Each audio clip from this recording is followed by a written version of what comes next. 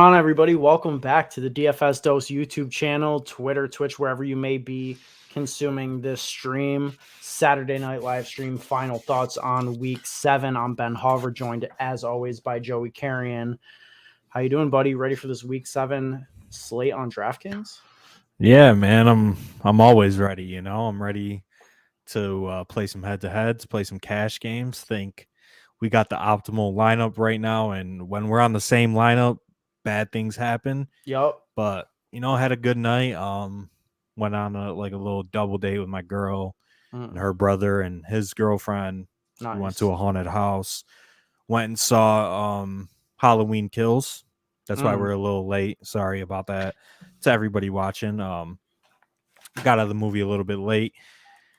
And it was clear-cut the worst movie experience that I have ever had. I guess people don't understand that when you go to a movie, you don't fucking talk.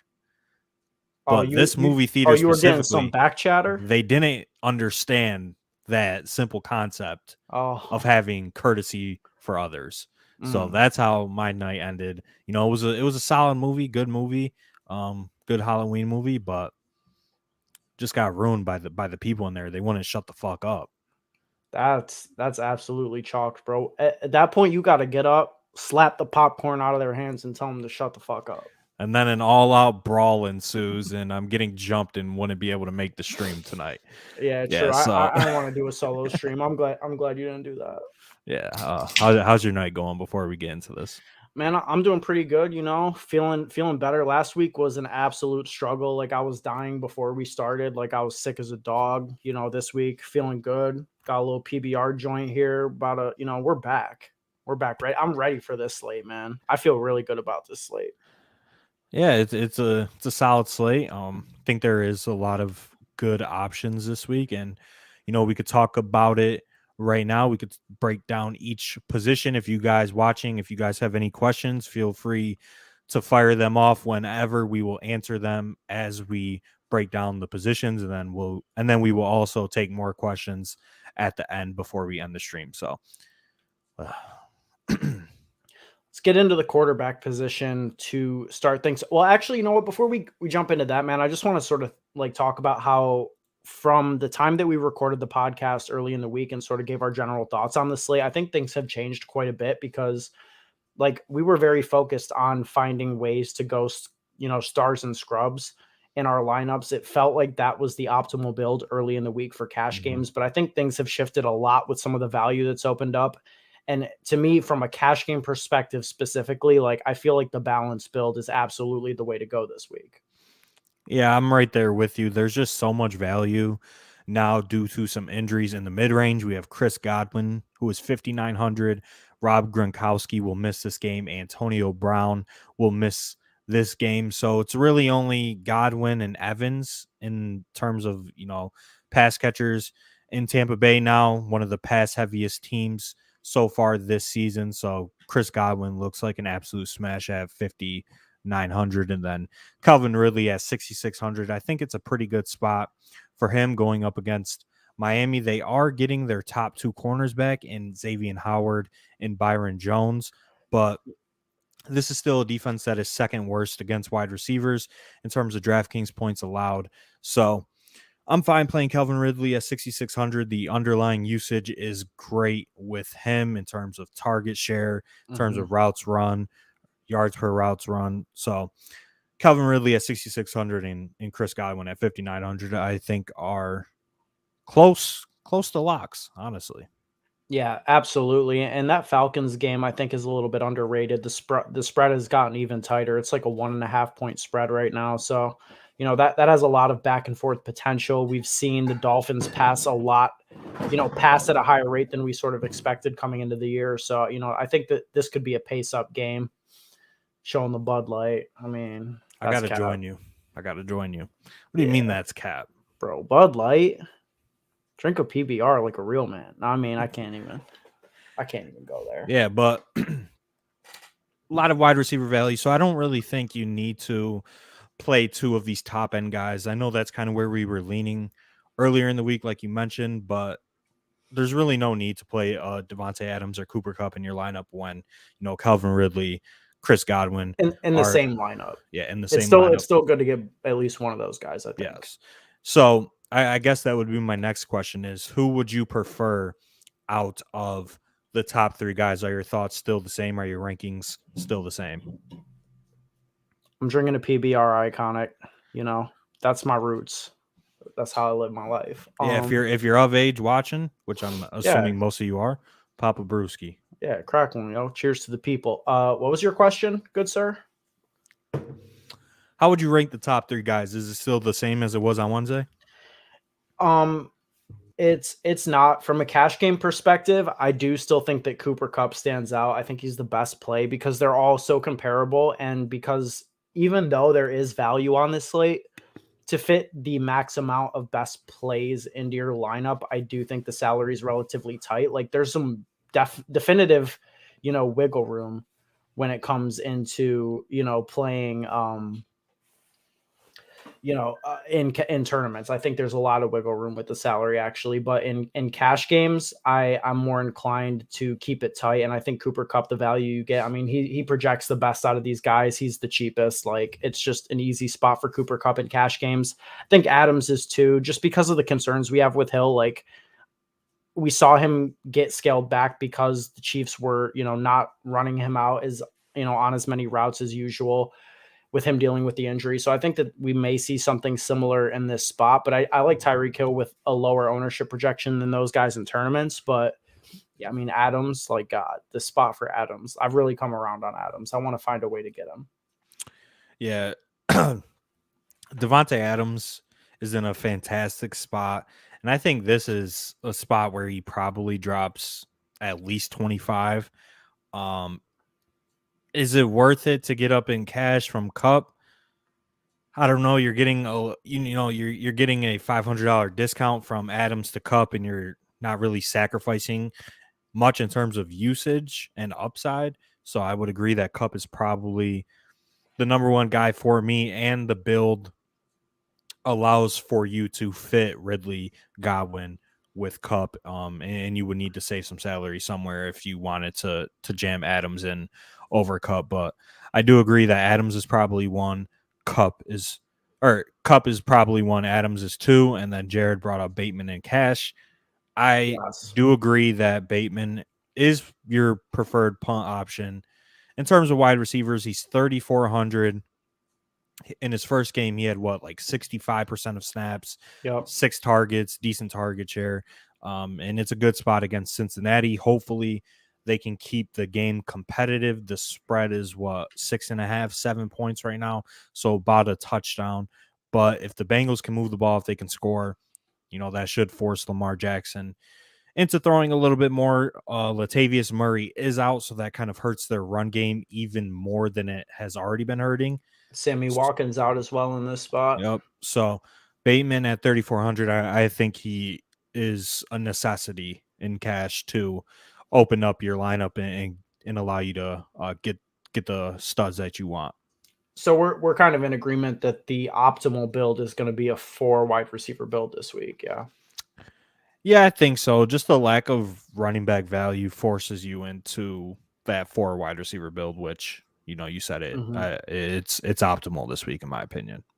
Yeah, and we'll continue to get into this, but it's like the value this week opened up at wide receiver and running back. It really did not. Like nothing really changed in terms of like the running back pool, and it remains, I think, one of the weakest that we've seen through 7 weeks of the NFL season. But we can just sort of hop into our positional breakdowns at this point. Like early in the week, like we were looking again, like we said, to sort of jam in the high price wide receivers, and we were considering guys that I think are sort of out of consideration at this point, like the Matt Ryans, the Tuas of the world. I'm not super interested in. I think that we're just sort of focusing back on the actual top plays, the guys with rushing upside, Jalen Hurts and Lamar Jackson, who really stand out on this slate.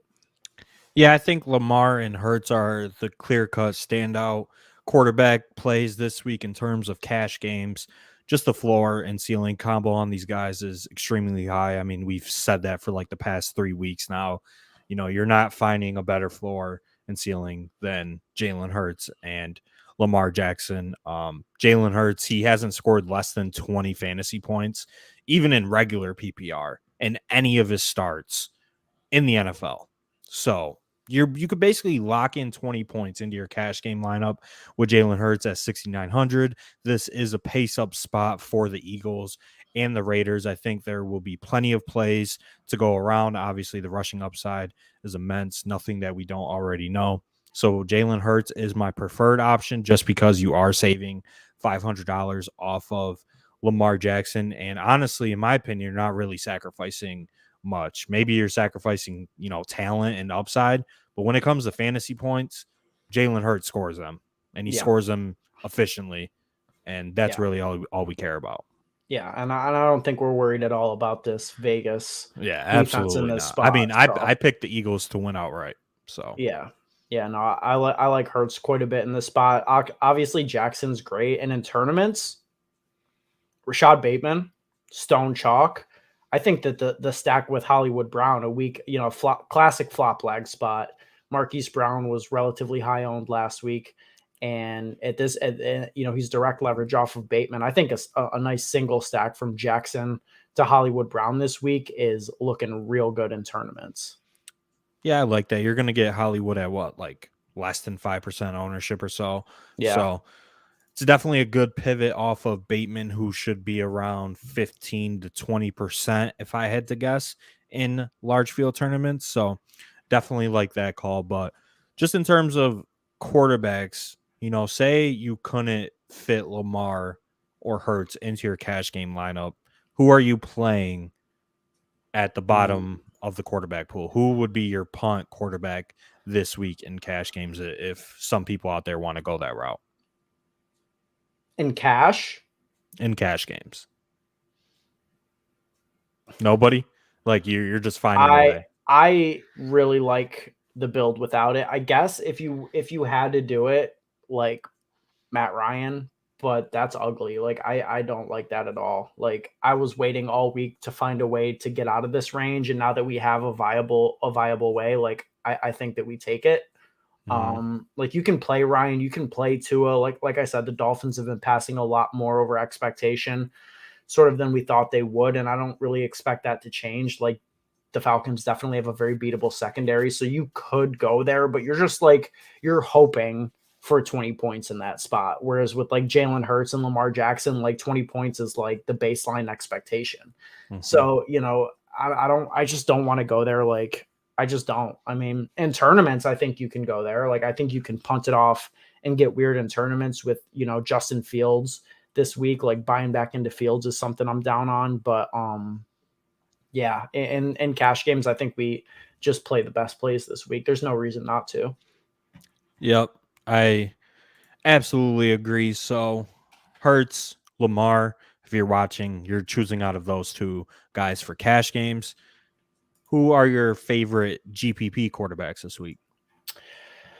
Well, I mean, I've been talking about it all week, and I can't back down now. I love Matthew Stafford in the revenge game at home, highest total on the week from an implied team total standpoint. They've got, what is it? It's gone up a little bit, 33.5. Like, I think that they dominate in this spot. I think that there's some good ways you can get different with your Stafford stacks. Like Tyler Higbee, I think, is a great play this week. I think you can get some leverage off of, Rashad Bateman chalk by playing one of the cheap Rams wide receivers in Jefferson or Deshaun Jackson. And like, I just really think Stafford's going to smash this week, but some ownership projections have him in that same range as one of the higher owned guys. So like, I think people are on this. I think people are really expecting this from Stafford this week. So, at ownership at 7,100 with no rushing upside, like, I don't know. I feel like it would be the type of play that you make in small fields only. Like, I think I would look to get a little bit more off the board and not play a quarterback who's going to be between 10 and 15% in like,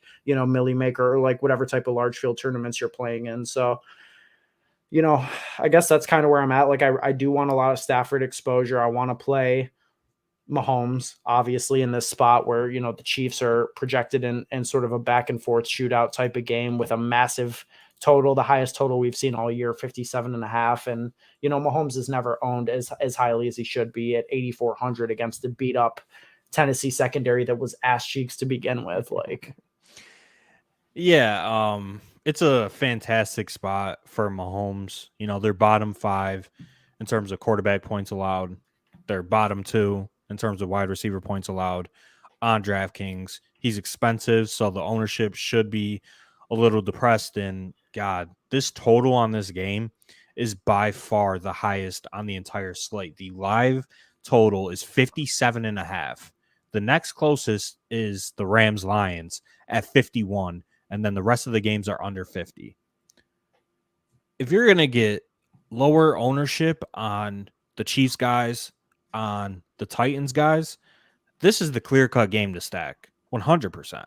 yeah. And obviously we'll talk about it more just in terms of the skill position players, but Patrick Mahomes and Ryan Tannehill are probably the 2 best GPP quarterback plays on the slate, you know, in terms of ownership and price. If you play Mahomes, you're going to, you know, kind of have to find value throughout your lineup, especially if you want to stack him up.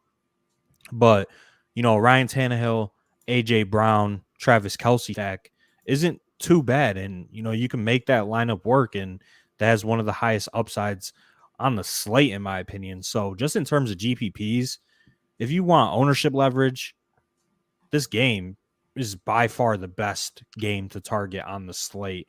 There should be a lot of points scored, and there is a lot of great fantasy options that are not going to be as owned as they should. The quarterbacks, Tyreek Hill, AJ Brown, etc.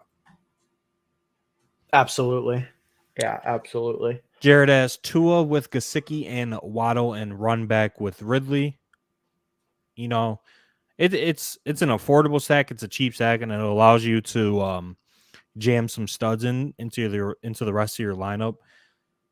It's just even with matchup considered, I just don't see the upside with Tua in the like at all. Period. Like no matter the defense that he's going up against, this is just a bad team. It's a bad offense. Tua is probably a bad quarterback. You know, there's rumors that they want to get rid of him. You know, that could affect his mental health, mental state. You know, just grasping at straws for reasons to not play him. But I mean it's fine, but personally how I play GPPs is I'm never going in this range. I just don't think that these guys have the ability to separate from the field, and obviously because they're the cheaper guys, like that's not rocket science, right? And you know, we talked about it on the podcast, and then I started thinking it over, and it makes sense. Like even if Mahomes drops 30 and Tua drops 25 in a GPP, the way Mahomes is getting those 30, 35 point games at this ownership, his receivers, Tyreek Hill, probably having a massive day. Is Jalen Waddle doing that when you're stacking with them? If you think about it from that perspective, the top guys like Kyler, Mahomes, Josh Allen, etc., they're bringing along their wide receivers for massive days. Will that happen with Daniel Jones, Tua, Justin Fields? Probably not. So that's kind of why you want to stay away from these low-end quarterbacks. It's because they don't have the upside for themselves to get there, and they don't have the upside for them to bring the necessary pieces that you need to win a tournament to get there. I think the upside case for Tua would be what we saw out of him last week, right? Where he at 5,500 he puts up 25 points like he did last week, and Waddle put up damn near 30, like it was like 29. Gesicki put up 20, so like it can happen, I think, and I think that it's going to be a low owned enough stack, specifically this Dolphin stack, that like you're able to eat Calvin Ridley chalk in that lineup without your cumulative ownership getting out of control. Like I don't hate that stack, but I would be very, willing to lose that money. Like if I run that stack, like be willing for that to finish in last. And I feel like you should probably play all your GPPs like that. Like, the probability of it hitting is probably very low, but if you hit the nuts, like if you get a run back of what happened last week, you're probably sailing to the money. But I agree that personally, I don't think I'm in that range this week. Yeah, and then who is Alex Jacob? But you don't need nearly as big a day from Waddle because he's so much cheaper than Tyreek. Yeah, that's kind of like the only caveat to what I said is if you do get a 29-point game out of a 5,000 Jalen Waddle, like that's obviously great.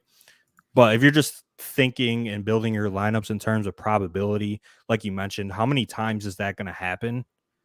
You know, probably only once or twice a season. Whereas if you're stacking a Mahomes, Kyler, Josh Allen, it's going to happen a lot. And that upside, that Tyreek upside, 50-point upside, Travis Kelce, 40-point upside. Are you getting that from Mike Gesicki? Probably not. Are you getting that from Jalen Waddle?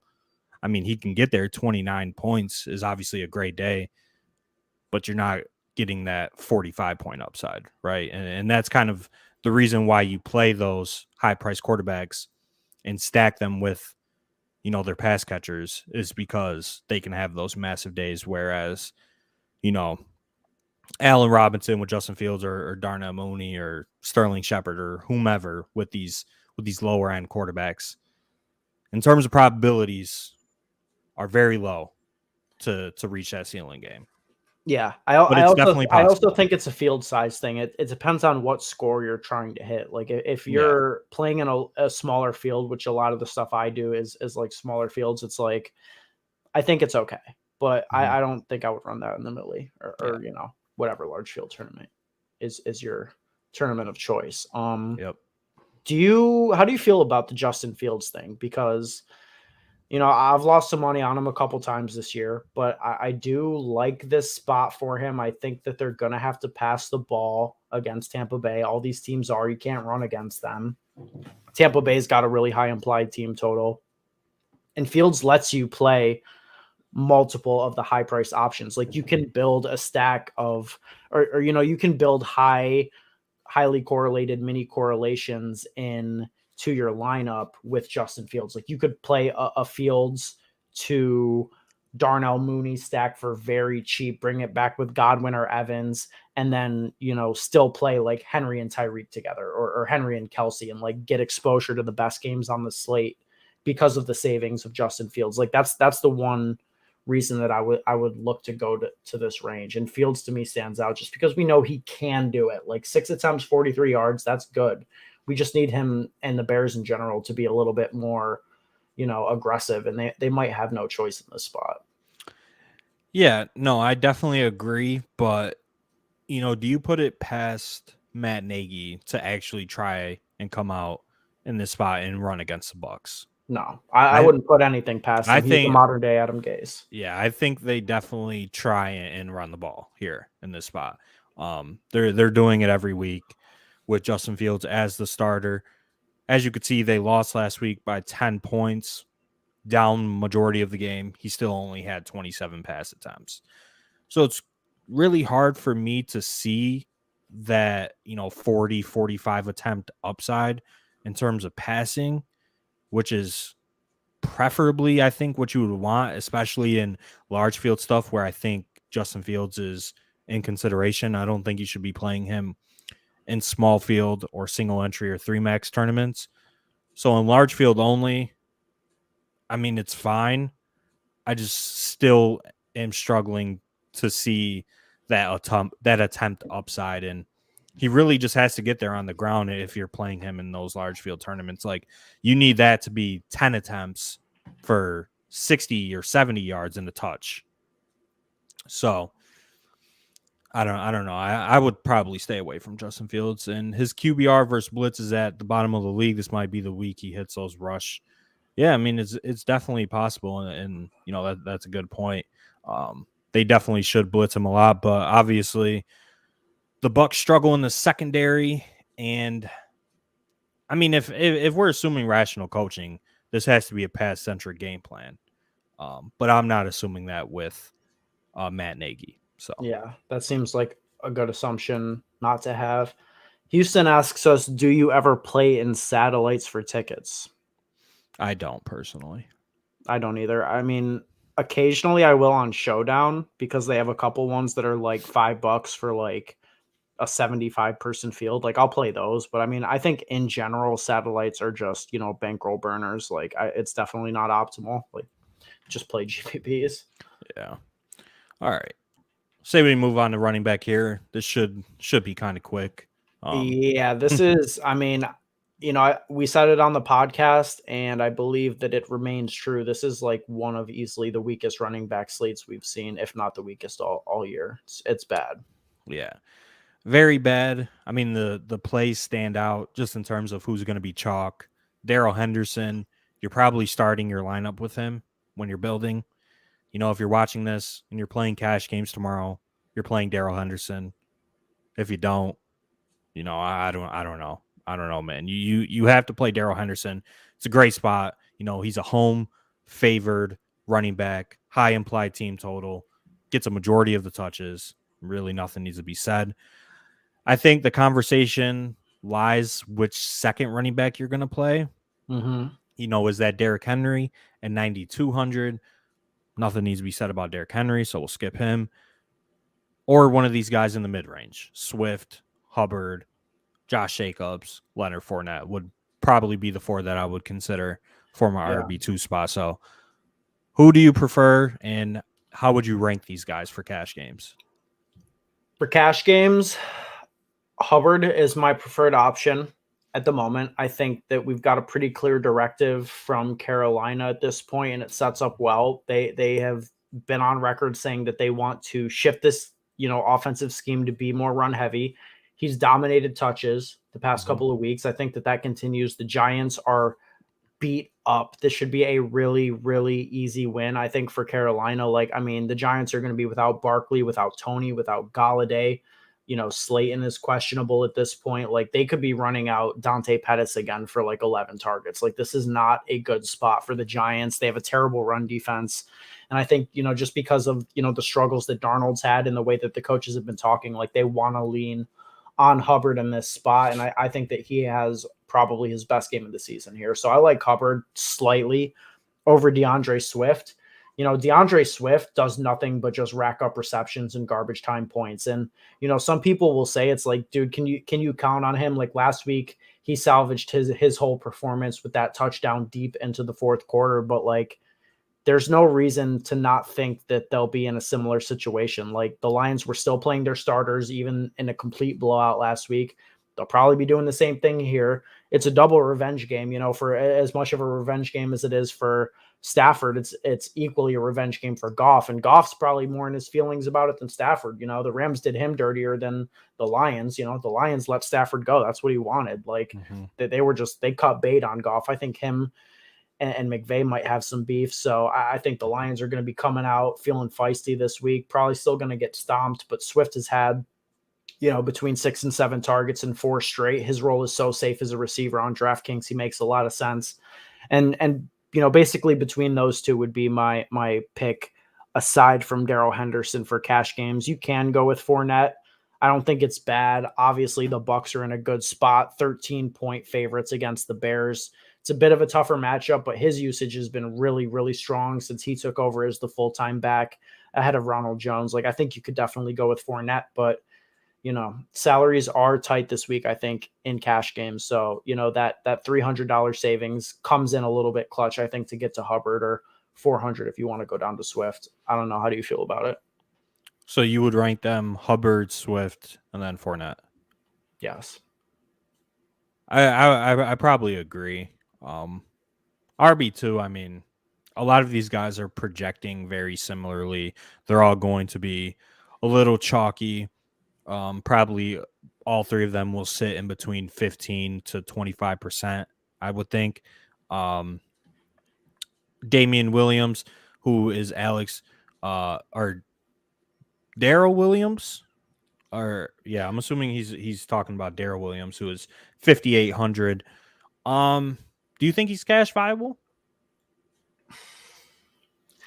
It's kind of hard to not be cash viable in this game environment.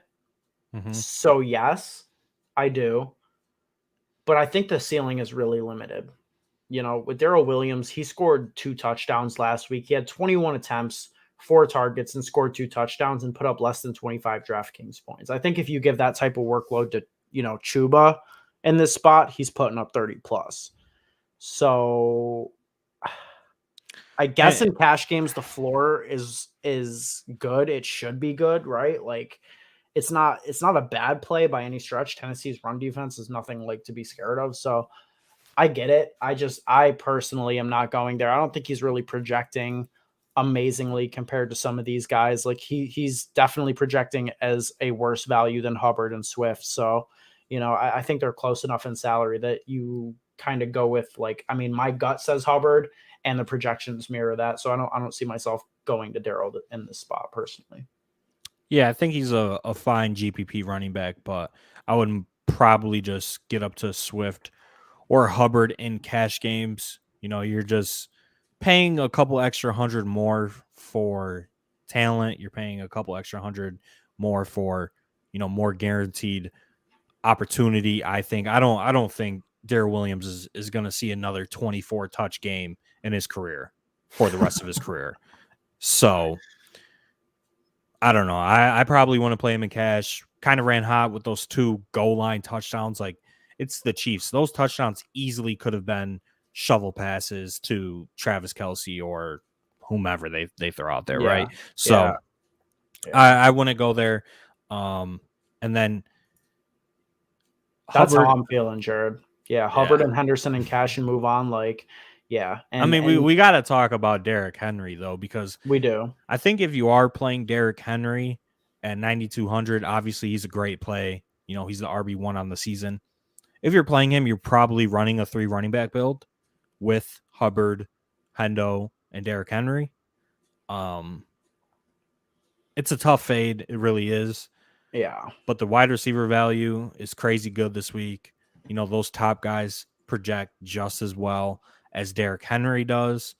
I don't really have much reason to fade him, like reasoning, especially when 3 touchdowns is kind of the norm for this guy, and he has 10 touchdowns on the season already through 6 games and 783 yards. Like, he's on pace for like 500 touches. This is a good season stat line, and he has it in 6 games. Like, if you got this out of any other running back for the entire season, you'd be happy with that. Yeah, like that's what I was hoping for when I was drafting Damian Harris in the 8th round. Yeah, and see how well that's working out. But Derrick Henry's a tough fade. He's obviously a great GPP play this week, and you can go there in cash games. I won't fault anybody for playing the big dog. You can never lose money playing the big dog, especially this season. Like, yeah, if you want to play him, you can play him, but I think the value is too good. And then just getting back to this question real quick, he said, do you guys think double stacking might be giving up too much ceiling in super large field GPPs? Personally, I don't, especially in the Millie Maker. Just because if you're playing a Mahomes, a Burrow, Josh Allen, etc., whomever, if they're hitting, that 35, 36 point game, they're probably bringing along 2 receivers. But I could definitely see the argument against it for sure. I think it goes back to what we were talking about earlier, where like if you're playing Tua or Justin, I don't know, anybody, like say you're playing someone sub 6K, you're basically hoping for a points per dollar play, right? Where you're not expecting them to score 35. So like, if I play Tua and he gets 25, is he bringing 2 pass catchers that I play with him into the winning lineup? I don't know that he is. He's probably bringing 1. If you play Patrick Mahomes at 8,400 in a tournament and he is the GPP winner, he is scoring so many points in most scenarios that he's likely bringing more than 1 player with him, unless it's, a Tyreek Hill 60 point fucking spot. But like, yeah, I think that for the most part, you do double stack. There have been numbers and research done in the offseason that say the top teams are double stacking more, or I'm sorry, what is it? It's that double stacks are underutilized by the field for the rate at which they finish in the 1% tile lineup. So I do think that, right now double stacking is still very viable in tournaments. Oh, okay. I definitely agree. Season long question. Is this a good trade? I got Kamara and I lost Metcalf. Yeah, that's a good trade, dude. Yeah, that's a good trade, especially with Russ being out for sure. Yep. In cash, Stafford, Cup, Henderson or the correlation not ideal. I think the correlation is not ideal, but I mean, maybe it's biased and I'm all in on the Stafford revenge game, but like, yeah, do it this week. This is the week. Not in cash. No, Not. It's just with Stafford, he's priced in between Hurts and Lamar Jackson, who I think project as better plays from, just a median projection standpoint. Rushing upside is crazy, and obviously they're very, very talented fantasy scorers in my opinion. So Chris says, I'm really feeling Henderson is going to share carries with Sony, and Chuba is a horrible pass catcher and won't be an every down back. I mean, they don't have anybody though, right? Like they have Royce Freeman, and I mean, I'll look it up real quick, but I'm pretty sure he had like 3 or 4 touches last week or something like that. Like, yeah, Chuba has turned into 90% CMC, so I'm not too worried about Chuba. Even if he's a horrible pass catcher, he's still going to get targeted. That's just how the Panthers offense functions. So if he even gets that opportunity, I've said this before, it's not hard to catch a pass. It's really not. If he gets 3 or 4 dump offs, like he's going to catch them. So I wouldn't be too worried about that, especially in cash. You just want to jam as much opportunity as you can in terms of running backs. Everything else is noise. And then just in terms of Henderson, have it pulled up. He played 90% of the snaps in week 4, went down to 66 in week 5, played 81% of the snaps in week 6. He ran 80% of the routes in week 6, 66% of the rush attempts, and that was in a blowout game. Obviously, this is going to be a blowout as well, but I'm not too concerned with Darrell Henderson's opportunity in that offense. And, you can see it right here. I have a Moss jersey in a case, not hanged up yet. Haven't got to it. Sony Michel is horrible. Don't worry about Sony Michel. yeah, As a Patriots fan, you don't gotta worry about Sony Michel. The dude is dog water. Yeah, he only played 18% of snaps last week in a game where the Rams won 38-11, an absolute complete blowout. So even if that's like your concern in this spot, like, 5 of his touches came in like the last drive. 5 of his 9 touches. Like Sony is not a factor in this offense when Henderson is healthy. Like the only way you get there with like Sony is if Henderson goes out in the first quarter. So yeah, I'm good on that. Brandon Cooks or Godwin, wide receiver 2, full PPR. Godwin for me. I mean, Cooks is going to project well, and I like Cooks as like because of his underlying usage. But I mean, it's pretty simple to me. Godwin is attached to Brady in a reduced target share with no Antonio Brown and Gronk, and Brandon Cooks is attached to a team that could realistically score 0 points every single week. Full on agree with that. Godwin is the play there. Swift is the only one who isn't an every down back. I know he projects well, but I can't bring myself to play a guy basically in a 50-50 split. Obviously, a good concern, but I would note in week 4, we kind of saw the changing of the guard in terms of snaps. DeAndre Swift played on 73%, Jamal Williams 30%. Week 5, 74% for DeAndre Swift, 30% again, or 32% for Jamal Williams. And then week 6, we saw DeAndre Swift's highest snap share yet, 78% to Jamal Williams, 30%. So it looks like they are trending towards playing DeAndre Swift a little bit more, and he is like top 3 in the NFL in terms of valuable touches, which is receptions and red zone touches. So DeAndre Swift, I think, is fine. The catch upside is obviously very high with him, and I think he's a fine play this week. Regular fantasy advice, yeah, of course. Just ask. Yeah. Any questions you got? Didn't know AB was out. Yep, AB and Gronk are out. So yeah, for sure. So in terms of pivots at the running back position, we've pretty much, highlighted all the guys that are like actual good plays. Like who are you going to play to get weird at the running back position this week, if anybody? Yeah, I mean, I said it on the podcast, which if you're interested in listening, it's linked down below in the description. Yeah, I mean, dude, your audio version. Look, the streams are good, the YouTube channel's good, but you're never going to get conversations like, would you enter into the Squid Games? Like that's podcast exclusive. You got to check out the podcast for the real life important issues like that. That is true. Put me in the Squid Game. I'm winning that bitch. All right. Favorite GPP running back. I said it on the pod. So, if you listen to that and you're listening to this now, you know who I'm going to pick. I'm right over his name, but Aaron Jones. I mean, nobody's going to play him. He's priced up 7,500. I think it's a good spot for the Packers offense in general. I think you can play him in doubles with Rodgers and Adams. In the large field stuff and single entry, small field, I wouldn't do that, but I think he's just a great GPP pivot. He gives you leverage off of Derrick Henry, who's going to be decently owned. He gives you leverage off of Devontae Adams, who should be a top 3 receiver in terms of ownership. So whenever we have a week where this occurs, and it feels like it occurs every other week, where we get Devontae Adams chalk, we have chalk at the top of the running back pool, and Aaron Jones is just sitting there.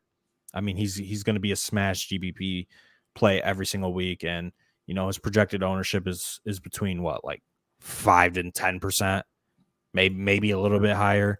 I still think he's a great large field tournament play. I'm seeing him around 15. That can't be right?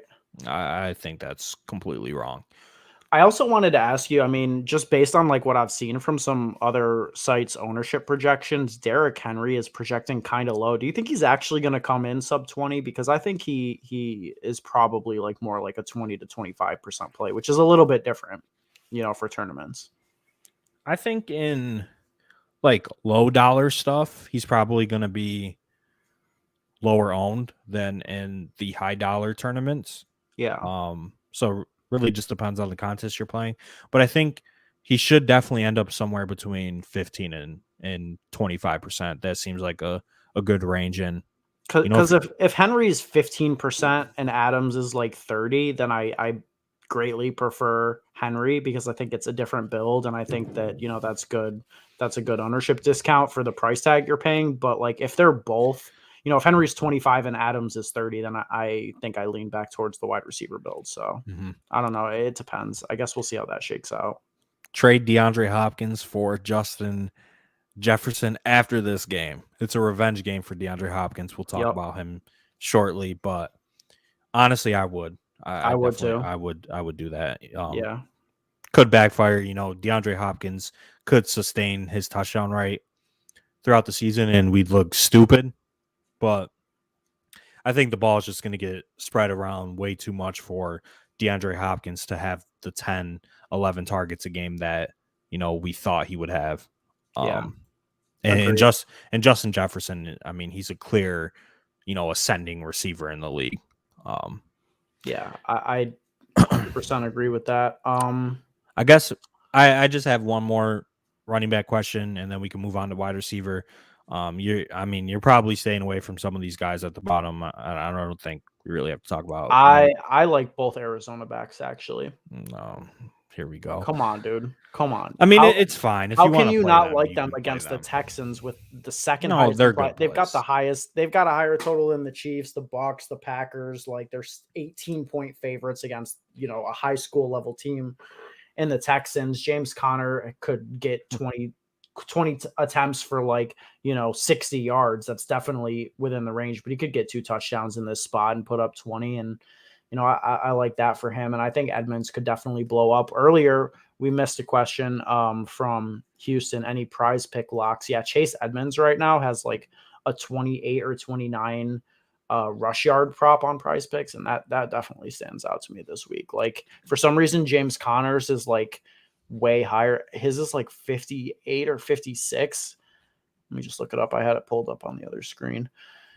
Connor is at 54.5 and Edmonds is at 29.5. I think you're getting a lot of value on Chase Edmonds for a rushing prop in that spot. Yeah, I like that. And I like the Arizona backs, but I mean, I don't know. I'm probably not going there, but I guess so. I have 2 final questions and then we can move on. How do you feel about the GOAT, Cordero Patterson, and then his backfield teammate, Mike Davis? And are you looking to play Miles Sanders in, a squeaky wheel spot here? I think Miles Sanders is bad chalk. Bad chalk. Is he going to be chalk? I mean, he's going to be above 15%. People are So, on it. yeah. Yeah. I think that if you were getting it sneaky, I would like it more, but no, I don't. I don't like Miles Sanders this week. I would legitimately rather play like JD McKissick for 100 less. Like, I think McKissick could get like 10 targets in this spot. And, Miles Sanders, just the workload hasn't been there. I know they got a little bit away from Kenny Gainwell last week and more, back towards Sanders, but like, I don't think they want to. I think they want to pass the ball, and if they rush it, I think they want to do it with Jalen Hurts. So I'm not big on the Miles Sanders. I would also rather play Mike Davis for sure. And as far as Cordero Patterson, it's really tough because I feel like I missed the boat on this. Like, I feel like, he's already hit his, the better games that he's going to have this season. Like, are we going to catch another 34 spot out of him where he gets 3 touchdowns in a given week? Like, probably not. But from a game theory perspective, I think that this is a really weak running back pool. This is a guy who's had, between 6 and 9 targets in 4 straight games. Like, he's basically like almost a DeAndre Swift in terms of his workload. And he's direct leverage off of all of the running backs in this range that are going to come with a lot more ownership. And he's direct leverage off of Calvin Ridley.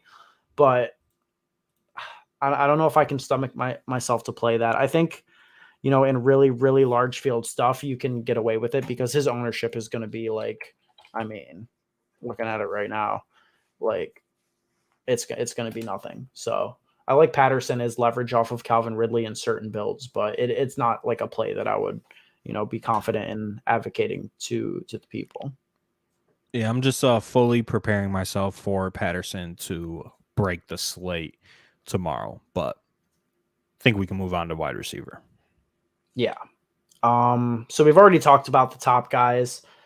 Tyreek Hill's ownership looks like it's going to be, decently discounted from the other 2 guys. I think he has the highest ceiling of the 3. This is the best game environment of the 3 games, in question. Packers, Washington, KC, Tennessee, and LA, Detroit. So, I mean, I think just in terms of ownership and ceiling, Tyreek Hill stands out quite a bit this week. Like, even in a week where he was limited in terms of routes run and the amount he was on the field, he still got 12 targets. Like, while he's out there, he's going to be the primary option for Patrick Mahomes. Tennessee's defense can't stop shit. This game has a 57.5 implied team total. Like, I love Tyreek Hill this week in tournaments. Yeah, and Tennessee lost their best cornerback last week in that game against Buffalo. So their starting secondary is a bunch of fucking scrubs. Like, it's a great spot for Tyreek. It's a great spot for the Chiefs in general. And I would agree that he has the highest upside out of like any player on this slate. So he's a great GPP play. Obviously a great stack with Mahomes and Tyreek Hill, but you got to pay for it. We already, kind of ranked the wide receivers: Kupp 1, Adams 2, Tyreek Hill 3. In terms of cash games, we already talked about Calvin Ridley for cash. And Godwin, before you move on from Godwin and Ridley, how do you feel about them in tournaments? Because they're going to be owned. They're both really good plays. Godwin, I think especially, is going to have a lot of ownership, but if they're both sitting between like, 18 and 30, I mean, that's a pretty wide range. Like, call it they're both around like 20 to 25%. Which of the 2 would you feel more comfortable in, for eating the chalk in tournaments? I think that's tough. I think probably Calvin Ridley, just because I believe that he is going to be a little bit lower owned than Chris Godwin, and just his overall upside, I think in this spot is a little bit higher. But obviously you got to pay $700 more, so it's a toss up in my opinion. And if I'm playing these guys in large fields, I'm looking to correlate it with some lower owned guys on the opposite side of the ball. So in Miami, that could be Mike Gesicki, fill out a tight end spot. You get a little mini correlation there. With Godwin, you could play Allen Robinson, who's 5,100, get a mini correlation there, or Darnell Mooney. So that's kind of how I would play it. Just if you're going to play the chalk, pair it with a low owned piece on the bring back for, max correlation and get that ownership discount. How do you feel about Mike Evans as a pivot this week? It seems like all the conversation has shifted towards Godwin with Antonio Brown and Rob Gronkowski being out, but Mike Evans is sort of just always sitting in the tuck, and not being utilized at the same rate. And I mean, God, like he's obviously a guy with massive upside, 2 touchdown potential in any given spot. Yeah, I mean, he's an elite pivot, right? He's a pivot off Ridley. He's a pivot off of Godwin. I think his ownership isn't going to be too low. You'll probably get him between 10 and 15%, which is pretty solid in GPPs. Who is Alex asked, what do you guys think about playing both Godwin and Evans in cash? I wouldn't do that personally. I wouldn't do it just because of Ridley. Yeah, Ridley is such a good standout play, and you're not cannibalizing your upside the same way you would be by playing both Bucks guys. But I think in tournaments, I mean, the Brady double stack with those two guys is like French, chef's kiss. That's a vibe. Guys, knife to the dome. Give me the lone wide receiver that's got to be in your Millie lineup. I'll let you take this one, and I gotta look at ownership real quick. Hold on, I gotta see who's. I'll tell you. I gotta see who's gonna be. Oh, I have mine. Who's yours? Right. Mine's Terry McLaurin. I like that. That was gonna be McLaurin's one of mine. Under 5% this week. And he is, classic flop leg spot. I mean, I lost a lot on McLaurin last week. He was in all my GPP tournaments. Same. I think for all the same reasons we liked him last week. Curtis Samuel's still out. Massive target share. He's got multiple 30-point games this season, and he could definitely do it against off the injury report too. Off the injury report, Packers are still without Jair Alexander. Like I love a Terry McLaurin bounce back game, and he's just between, Calvin Ridley, who's going to be way higher owned. All these other guys in the mid 6Ks, like AJ Brown, I think gets steamed a little bit. Evans gets steamed a little bit, and other people are just going to be paying up to Kupp, Adams, and Hill. McLaurin, I think, gets lost in the shuffle under 5%. I absolutely love him for tournaments this week. Definitely love that. Obviously, great correlation with Devontae Adams. If you want to eat that chalk, just goes into what I said. Pair it with a low-owned player for the mini stack. Terry McLaurin fits that build. You mentioned it. Jair Alexander's out. Darnell Savage, their starting free safety, is questionable. Kevin King is questionable. So they have some injuries on the back end.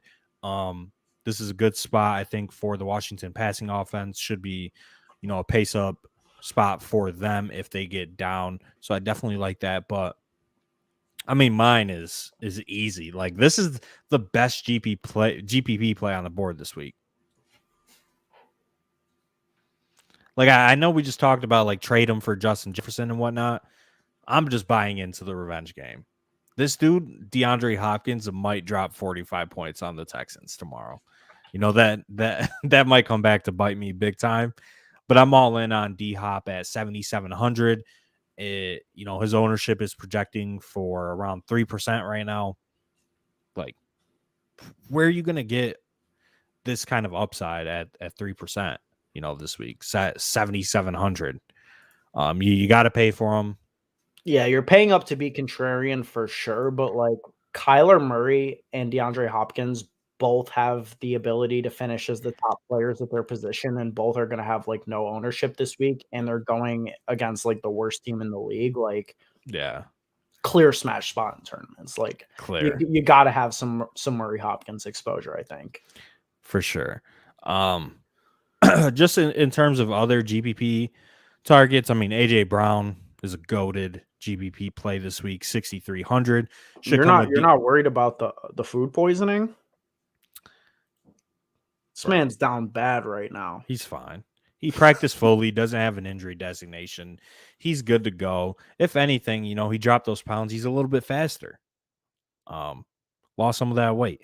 So he's a little bit faster. You got to look at the bright side. And I think the Chipotle story is so big that it might give people pause and like actually suppress his ownership, which would be like optimal. Definitely could, but 6,300.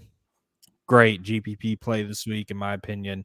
And I just want all pieces of that Kansas City Tennessee game. As I mentioned, the ownership and just the ownership with some of these guys is just way too low for what I think is the best game on the slate to play in tournaments. And if you're gonna get Tyreek Hill, AJ Brown, Travis Kelsey, McCole Hardman, whatever, you're gonna get them at 10, 12%. Like it's an easy plug and play. Just got to work out the rest of your lineup. But just in terms of other wide receivers, who do you like? I already mentioned Marquis Brown at 5,800. I think he's a great piece this week. And I think that you can you can make a good stack with Lamar to Marquis Brown. You're getting leverage off of Rashad Bateman chalk in that spot. And you can play, all of the Bengals wide receivers are going to be relatively low owned. Higgins, I think, will be the most owned just because of his price. And I like him. I think that, if you're playing a Lamar, Marquise, Higgins stack, like that's not going to be that utilized by the field. So I'm not worried about the Higgins ownership there. And Jamar Chase is in a price range where he's going to get overlooked. And, he could easily snap in this spot. Like, the Baltimore Ravens secondary is not what it's been in years past. Like Chase could definitely eat at 6,200. He's not going to get played at all this week. Yeah, definitely like Chase. Price came down from last week. So 6,200 is pretty solid. And then the other Bengals wide receivers are pretty cheap as well. Tyler Boyd is 4,700. T Higgins is what, 4,900.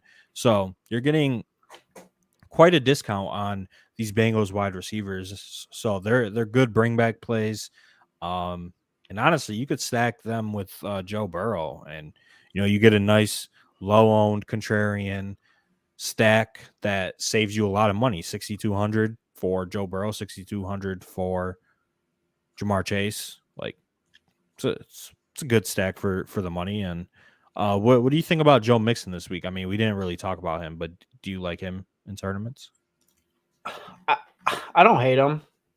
I was all on the Joe Mixon train last week. I think it was a better spot. I mean, I think in general the Ravens offense bounces back, and I don't think it's as good of a script for Joe Mixon, but he could get there. He's going to be low owned. It's a good play for sure, but like, what are the chances that he outscores Darrell Henderson for 100 less? I think it's pretty low. Yeah, I would tend to agree. But other than that, like the wide receiver position, all I'm really looking for when I'm playing my guys is like, stack partners with my quarterback. Mm-hmm. So that kind of determines a lot, of my exposure. It's just whatever lineup I run. Like if I run Stafford, I'm gonna run Woods, right? I'm gonna run Kupp. If I run Mahomes, I'm gonna run Tyreek, etc. So that kind of determines a lot for me. So I'm definitely gonna have exposure to a lot of these guys, but in cash games, I wanted to ask how you felt about in that mid-range Devontae Smith and Henry Ruggs in the same game. Derek Carr's projecting well. Jalen Hurts, obviously one of the best plays on the slate. And nobody's ran worse with getting touchdowns called back than Devontae Smith. Like that is 5,400. He's got good target games. Like you can see it on the screen. He has a 9-target game, a 10-target game. And, his box score could look a lot better. Like this dude has had so many touchdowns called back. The fact that he has one on the season is absolutely insane. Like there's a reality where he gets like 2 or 3 of those, and the conversation between him and Chase as the best receiver from this class is like dead even. And, it's just not going that way because Chase has scored the touchdowns and Smith has gotten his called back. But like Devontae Smith right now at 5,400, completely under the radar. You pair him with, Jalen Hurts in a week where more people are going to be focused on playing Goddard because of the absence of Ertz. But I mean, as much as that consolidates as much as that consolidates targets in favor of Goddard, it consolidates targets in favor of Smith too. So Smith to me is an absolutely great play. Like the Raiders secondary could get burned by him in a huge way this week at little to no ownership. Yeah, I definitely like the Smith call. It's a good stack. If you want to go Hurts, Devontae Smith, it's a solid mini stack that I think has pretty good upside. And I think Devontae Smith has had 3 touchdowns called back this year. So like you said, if those touchdowns don't get called back, the conversation is a little bit different surrounding him. So he's a fine play. Henry Ruggs, no, I'm just never playing Raiders wide receivers. But I mean, that pretty much sums it up. In cash games, for play the top sure. guys. I have one more wide receiver question for you. We've talked about the balanced build a lot, and playing Rashad Bateman lets you get there in tournaments, but there are some pivots you can make at the low range for tournaments. Guys like Tyler Johnson, who should be an every snap player this week, Van Jefferson. Who do you like as a pivot off of Bateman if you're going to be punting it off at wide receiver, if anybody? I mean, in tournaments, I'm not punting at wide receiver. I just think no Tyler Johnson this week. I mean, he's getting steamed a little bit. He's going to be like 12%, 13, 14%. I mean, if Tyler Johnson is 12, 13%, that's ridiculous. Like, no, just absolutely not. Bateman, obviously clear-cut fade in tournaments at his projected ownership. Correct. Like, chalk at wide receiver, I mean, even at the top end, is usually good to fade. Just because the range of outcomes with wide receivers are so wide. Especially these guys at the bottom of the pool, like they're trash, right? They're not good. Bateman's probably good, but the rest of these guys are not good. So I'm definitely not playing any of these guys in tournaments, and I'll just look to punt, tight end, defense, maybe a running back spot. But I think the lowest I would go is probably 4K. Again, McCole Hardman, 4,300 is fine. Rondale Moore in a good spot against Houston, 4,400 is fine. Darnell Mooney, 4,600. If I'm playing a cheap wide receiver, it's going to be one of these guys in the mid 4K range. I really don't see a reason to go below 4K. Where am I getting that Tyler Johnson will be double-digit % owned? I will just say that, I mean, I'm not going to give out their exact, proprietary info, but I mean, Establish the Run has them at well over 10%. So I think that, that is factual information. I think Tyler Johnson is, he's going to be looked at this week. I mean, basically for the reason that I said, like he's a pivot off of Rashad Bateman. Bucks have a huge total. He's leverage off of Godwin. Like it's not like really sneaky, and he's the min price. So I mean, if he's above 10%, I mean, god damn, that's free rake. Yeah, no, I agree. I don't think he's a good play by any stretch, but I mean, I'm just saying people are going to go there, so I felt like I would bring it up. Honestly, I like seriously doubt that projection personally. Like I really do think that is just abysmal. Like that's nuts. Why is Tyler Johnson projecting for over 10%? Like he's a 1%er. I mean, yeah, no, 100%. But it's because sup, my guy, sup, Joey. Yeah. I mean, we don't have to talk about Tyler Johnson. Yeah, like, he's going to be in none of my lineups. All right, we're getting kind of late here, so we can move on to tight end. It's really punt again. Ricky Seals-Jones, 3,700 in cash. It's probably who you're going to go to. I think one of these 3K guys is interesting. Uzoma, Cole Kmet, 3K, great price tags. If you're going to punt, my preferred punt would be Cole Kmet just because of the projected game script for the Bears. They should have to throw a little bit more, and Kmet has had decent target games with Fields, 4 targets. So if we get 5 targets out of Kmet in this spot, I think that's fine in cash. But I definitely do prefer Ricky Seals-Jones to him. And then I think a lot of people might try and get up to Goddard at 4,600, and Goddard is a standout play. It's just on a tight week like this where you kind of need that salary. I'm just fine with punting it. You get a $900 discount to RSJ. You get a $1,600 discount to Cole Kmet. But I definitely think Goddard is probably, I mean, price included, one of the best tight end plays on the board. So definitely have some exposure to him in GPPs. But in cash games, I don't think it's a necessity. Yeah, Goddard to me, like, I'll be honest, like I prefer Higbee quite a bit more. No shot. Or 100 less. No shot. What do you mean, dude? Higbee got tackled twice last week inside the 5. Like he's direct leverage off of Cooper Kupp. If you look at the totals, and I think totals are most important when looking at tight ends because the majority of their production is coming from touchdown scoring for the most of these guys. So like, yeah, Higbee with a 33.5 implied team total versus the Eagles, which like I'm scrolling down this list, scrolling where the Eagles at in this bitch, dude. I can't even find them. Yeah, 22, 11 points. Yeah, like yes.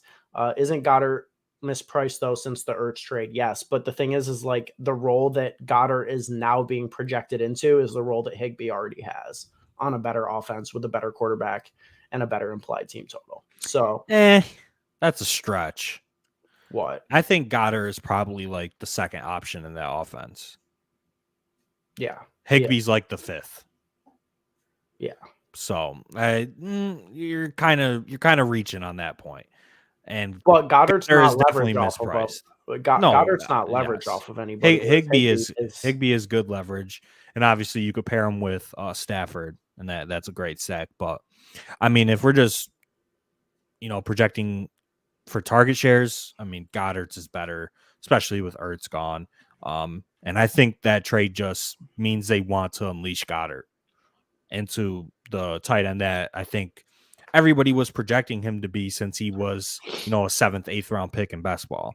Hey, don't get me wrong. Like my Goddard best ball shares have been just like crippling. So like I would love to see it happen. But oh yeah, Goddard's talent too. Definitely for sure. So I definitely prefer Goddard to Tyler Higbee. And then Joey said he's gonna scoop up one of my head-to-heads. Yeah, I haven't posted yet this week. Gotta do that. I'm gonna do that after the stream is over. I'm gonna post my head-to-heads. So put this on the screen. Yeah, hey, so hey Joey, take one of mine too, buddy. I need that action. I always need that action. I mean, no. No. But yeah. Back to tight ends. I mean, top of the tight end pool is fine. I would just really only play these guys if you're stacking or part of the mini correlations. I love knocking out the tight end position when building my double stacks. It just takes away one of the worst positions in the NFL, a touchdown position, even on DK, because there's not a lot of PPR tight ends out there. Kelsey and Waller are probably the only ones right now. So you're basically banking on these guys scoring touchdowns, and I would just look to knock it out with the stack. And also, the Philly game is 4 p.m., right? Indeed. So we have to be cognizant. Waller was added to the injury report late this week, so I think that that's something that we have to keep an eye on, for sure. I like Travis Kelce this week, man. Kelce was stone chalk last week. He was like over 25%. He was pushing 30%, 40% in some smaller field stuff at 7K. And because he gets a $600 discount, he is like half that ownership. So, I mean, I would rather play 7,600 Travis Kelce at 15% than, 7K Travis Kelce at 30%. Like the price difference is marginal and the ownership gap is huge. So I like Kelce quite a bit quite a bit more this week in tournaments compared to last week. And the game environment is significantly better, as we've talked about, 57.5 point total. Like this to me is like a Travis Kelce week, if there ever was one. Yeah, I definitely love Kelce in tournaments. Like you said, the ownership is down, but still kind of unfortunate that he's still going to be the highest owned tight end probably in tournaments. Yeah, you can't get it past people. Some people are always going to play Kelce. I think there's like a group of people that just play Kelce every week. 100%. There is a dedicated group of DraftKings users that play Travis Kelce no matter his price tag, no matter what. So you're never going to get him at like 4%. But at 10, 15%, I think this is also a situation where it'll be higher and higher dollar tournaments and lower dollar tournaments. So if you're playing like the $3, 3 max, whatever, like he should be 10%, 9%. Appreciate that. I mean, shout out to you. Yeah, man. Thanks for the love, dude. I mean, I accept any action. If you listen, if you don't listen, I'm fine playing whoever. I'm confident, in my process. So I've got 2 more notes on the tight end position I wanted to hit on. Well, the first one is that I think Ricky Seals-Jones is a significantly better play than Cole Kmet in cash games this week. but I think that the 700 comes in clutch. And if I'm ever willing to, eat a little bit of projection and just hope for a touchdown and completely punt it off in cash, it's going to be at the tight end position. So I think that my lean, just because of the build this week, is Cole Kmet. Although, I just want to be on the record saying that I think RSJ is a significantly better play than Cole Kmet this week. And my GPP play of the week. Let's hear it. 2,500. No shot. I don't even need to hear the name. Just no. Jeff Swaim. Okay. Bruh. People want to play Anthony Ferkser.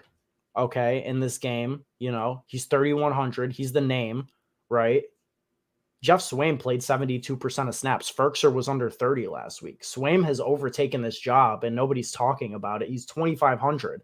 Look, dude, you can't even find him in the player pool, right? You're getting a $600 discount for the actual starter in this spot. You want to talk about playing your double stacks. You could get Ryan Tannehill to Jeff Swaim. Look at that, man. 2 targets last week. It's going to be up to like 4 this week. 2,500. Bears fan here. Don't play Cole Kmet in cash. It's probably solid advice, dude. Yeah, no, definitely solid advice. It's just, I'm not even gonna acknowledge that Swaim. Not even gonna do it. I'm sorry. Like we're trying to give the people watching good advice. Actionable info. Right. Don't tell them to play Swaim's not actionable. You're not gonna play him. Sorry to I am put you on blast. You're not playing him for your dollars, your hard-earned dollars. You go to work, you grind. You're not putting it on Jeff Swaim. I can tell you that right now. And I can tell you right now, you see it on the screen. Join the DFS Dose Discord. Okay, the link is in this video below. Tomorrow at 1:01 p.m. Eastern, right after lock, I'm going to the DFS chat and I am posting my Tannehill double stack with Jeff Swaim. Just so you guys know that I'm not all talk. I'm running Jeff Swaim in at least one lineup on Draftkings. Might be a Millie team. Might put 20 on it. No cap. Oh god. Just because you called me out, now I actually have to do it. You definitely have to do it. But yeah, just tight ends. Like I said, I'm really just pairing it with the stack. And the reason that we're kind of playing Cole Kmet in cash, and I think this is the only week that we've had so far, and it might be the only week this season where I will pay up to a defense in cash. Obviously, if you punt, you can get up from Kmet to RSJ. Yeah. In the lineup that I have, in the lineup that Ben has. You can punt, go to RSJ, maybe take the projection, whatever. I don't know what happened with DraftKings pricing algorithm this week. This is a $4,000 defense, a $4,500 defense as an 18-point favorite right now, right? They are an 18-point favorite at home against the Houston Texans, 3,100. This is the only time I will ever tell anybody to pay up to a defense in cash. I will sacrifice a little bit of projection at tight end, a spot that is very touchdown dependent, to get up from a Jets or a Giants D to Cardinals D in this spot. I put that on record 100%. You have to play Cardinals D in cash.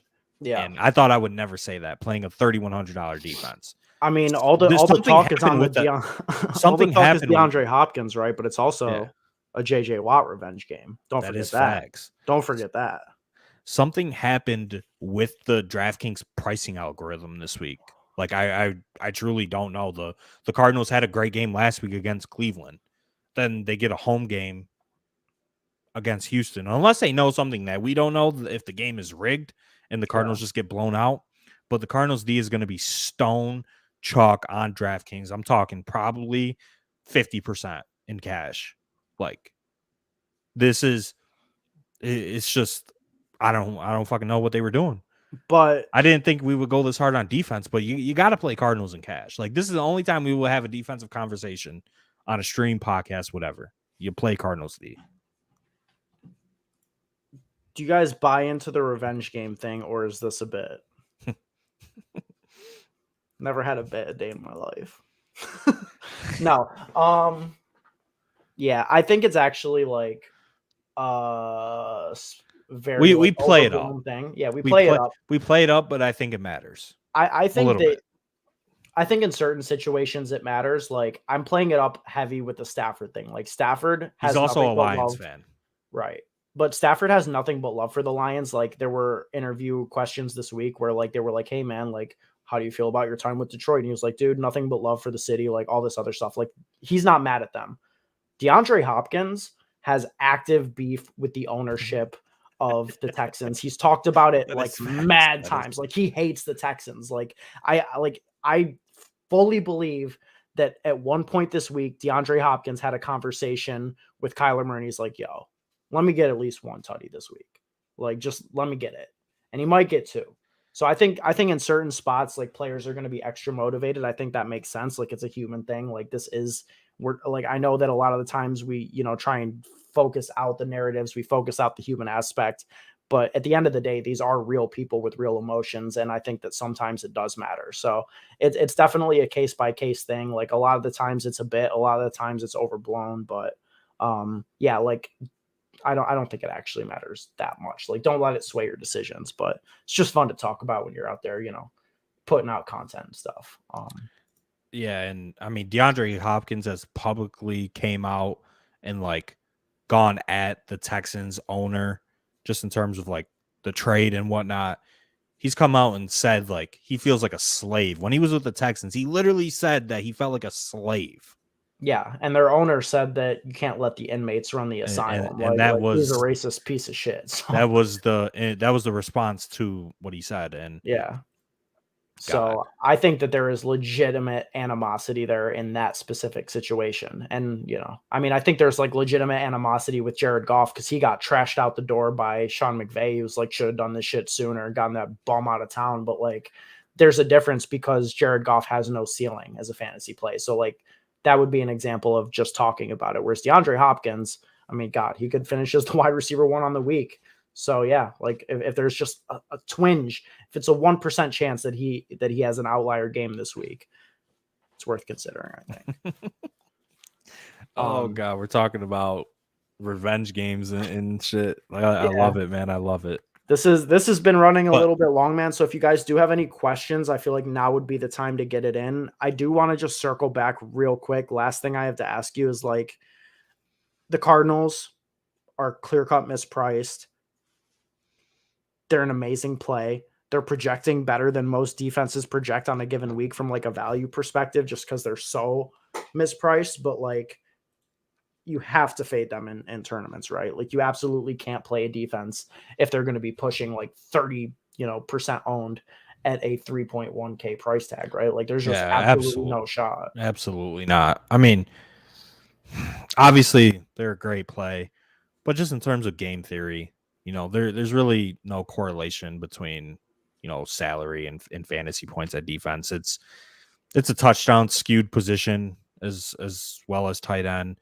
The variance is just so high.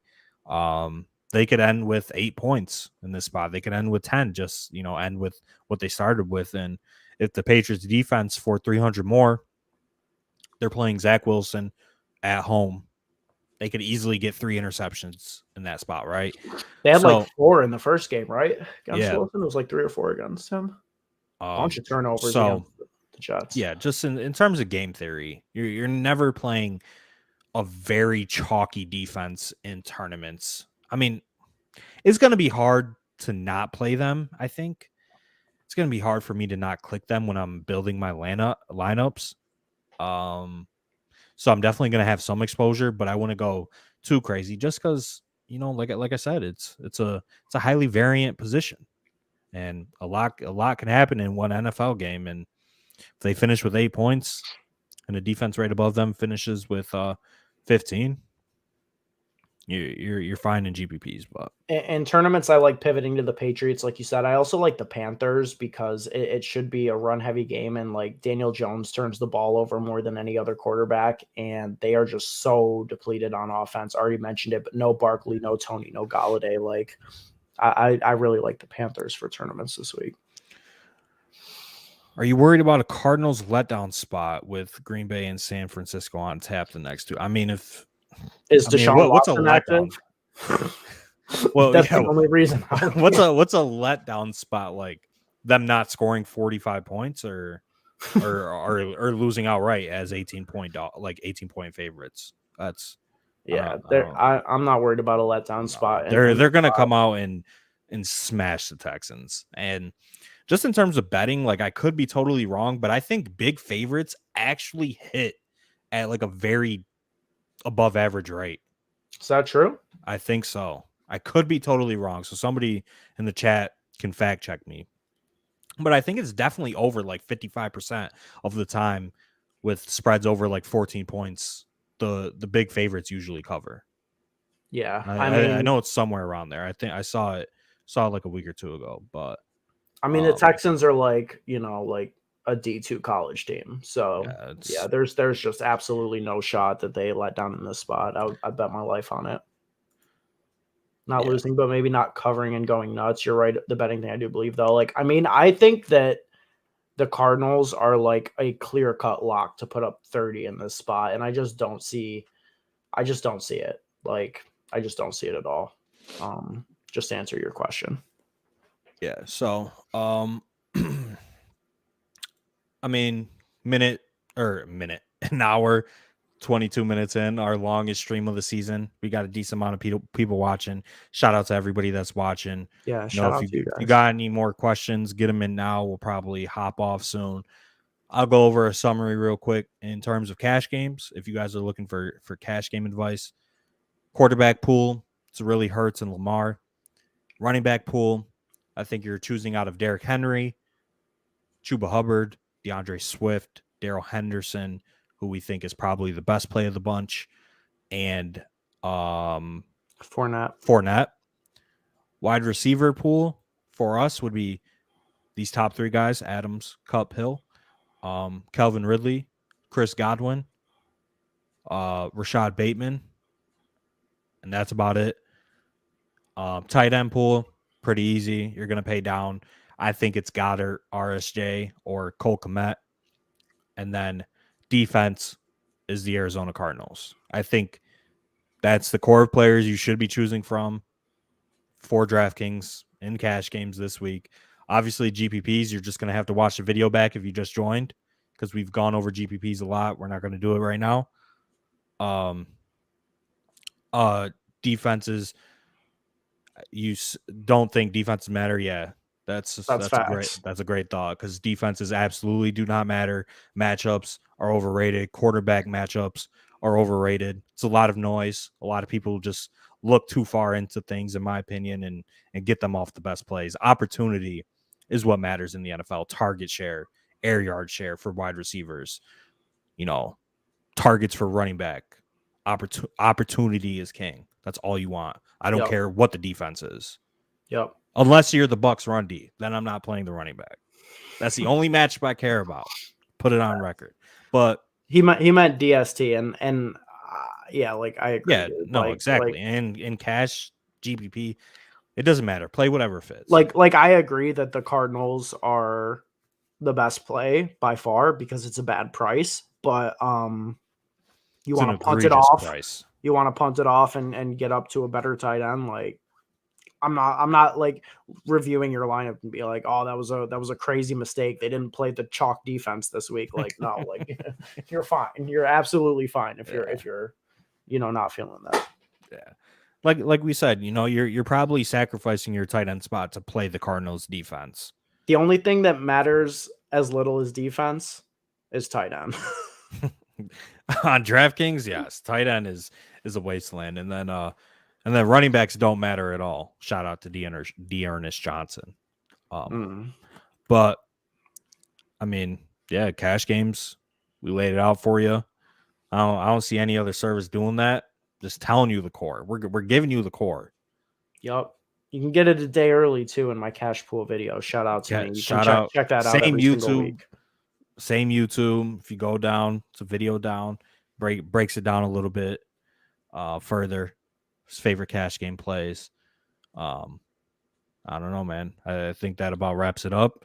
Like I said, if you missed some parts, you could just go back, rewind, longest stream of the season. Shout out to everybody still watching. Make sure you subscribe to the channel. If you're not already subscribed, helps us out a lot. Like really more than you guys know. Yeah. Helps us reach more people. I mean, this is our largest amount of viewers yet on a stream. So concurrent viewers, I should say. So shout out to everybody watching. Hope you guys all win tomorrow. Yep. You know, gotta get back in the W column. Yeah. I never left, and I'm not planning on leaving. Do I start Antonio Gibson? I mean, if you have to, I would. I have to, so I am starting him in our redraft league that both Ben and I are in, but it's definitely a risky start, and he could leave early at any time. Good luck, everyone. Good luck, Sam. Hope you win a fucking GPP 100K tomorrow. I'm trying to win a milli. Boy. Yeah, I'm trying to win a milli. I don't know about you. I don't know if you're about that life. I am gonna play a Tannehill double with Jeff Swayman and bank the milli tomorrow. All right.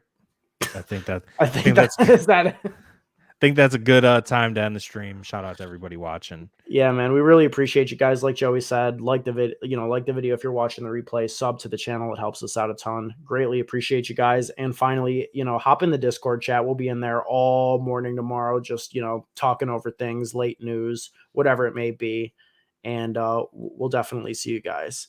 Appreciate you, Joey. Thank you, dude. Good luck, everyone. Hope you guys all win tomorrow, unless you're playing me, of course. All right, guys. We'll talk to you next week, man. Thank you.